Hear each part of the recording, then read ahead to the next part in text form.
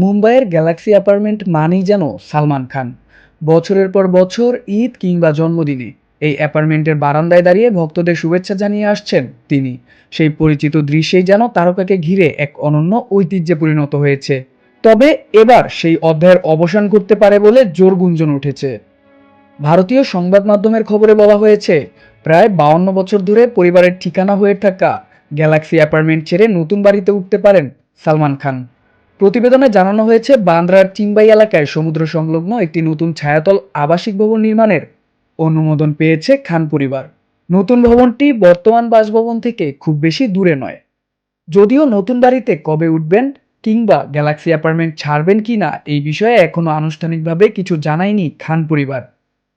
তবে জানা গেছে, গত 16 June Maharashtra coastal zone management authority নির্মাণ পরিকল্পনার অনুমোদন দিয়েছে। সম্প্রতি বছরগুলোতে সালমান খানের নিরাপত্তা নিয়েও উদ্বেগ বেড়েছে। 2024 সালে গ্যালাক্সি অ্যাপার্টমেন্টের বাইরে গুলিবর্ষণের ঘটনায় ব্যাপক চাঞ্চল্যের সৃষ্টি হয়। এরপর থেকেই অভিনেতার নিরাপত্তা কয়েক গুণ বাড়ানো হয়। তিনি বর্তমানে ওয়াই গ্লাস নিরাপত্তার সুবিধা পাচ্ছেন। পাশাপাশি তার বাসভবনে বুলেট প্রুফ কাচ সহ অতিরিক্ত নিরাপত্তা ব্যবস্থাও স্থাপন করা হয়েছে। এর আগে এক সাক্ষাৎকারে সালমান জানিয়েছিলেন, ভক্তদের ভালোবাসা অনেক সময় নিরাপত্তা ঝুঁকির কারণ হয়ে দাঁড়াতো।